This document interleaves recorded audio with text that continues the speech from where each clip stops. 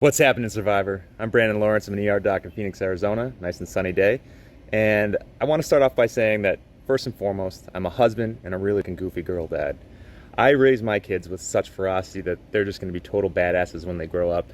And I want them to always have that mentality that they can do anything. So seeing their now geriatric millennial dad compete in these challenges and just basically dominate everyone is going to go quite a long way in this quest. Allie, did you have fun? Also, if you want to see one of these, 30-something alpha male sort of guys completely break down, get me to that family visit and you will see a fucking man lose his mind and cry on national television.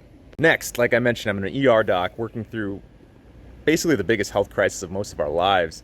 And this isn't like a boo-hoo, you need to put me on Survivor because I'm a national hero, blah, blah, blah, frontline worker. No, we've all had, pretty difficult years considering my journey's just been drastically different than everyone else's, and I think I will provide a very unique voice for your show. Basically, 18 months ago, I was lauded a hero. I was sent pizzas to the ER.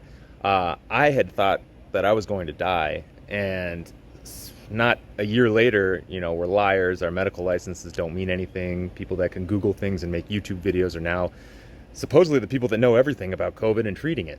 So by day, I'm taking care of patients, coding them, pronouncing them dead, giving families bad news that they don't even believe because COVID doesn't exist. And by night, I play social media, internet whack-a-mole, where I'm trying to squash bad science and fear propagation by these people that's just trying to build platforms that probably don't even fucking believe in what they're saying. However, what this has brought me is a little bit more clarity in life. I realize that, as cliche as it sounds, life's a little more fleeting than I realize, and particularly in this pandemic, it's totally random. You're playing roulette with your health every time you step out of the house. And it's made me want to grab life by the horns and get all the experiences that I can out of life. I now just possess this incredible zest for life that if you get me on that show, you will see it ooze out of every fucking pore in my body.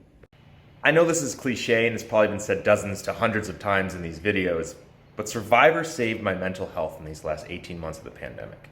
Let me tell you why. So I was never really big into podcasts, and somehow though I stumbled onto some of these Survivor podcasts, and more specifically Rob's Evolution of Strategy. And I always considered myself a very big fan of the game, but the depth and passion that some of these people have for Survivor just made me fall back totally in love with it. And here's how it helped me. So I would go from patient room to patient room and seeing the atrocities of this disease and seeing people say goodbye to their loved ones and pronounce people dead. And I would need time to decompress, to figure out what the fuck just happened. And so I would sit down, I'd hit play on the Bluetooth headphone, and I would listen to the breakdowns. And this was like a moment of calmness and clarity in this chaotic world I was living in, and it helped me just have a little bit of escapism and decompress. And every day that I left my shift where I was able to listen to a little bit of the podcast was significantly better than the days I wasn't. Real quick, this is what made me develop Survivor Boot Camp. I would stream episodes of Survivor, and I'd run half marathons or these 2-hour crazy CrossFit workouts where even at 36, I feel like I'm in the best shape of my life. As an ER doc, I live comfortably. I don't need this money per se, but I need this adventure. I need that sole survivor title. I'm not afraid of getting my hands dirty if the game dictates it. And after this last year and a half of just being to fucking hell and back with the rest of the medical community, anything you throw at me, I'm gonna catch it in stride and run.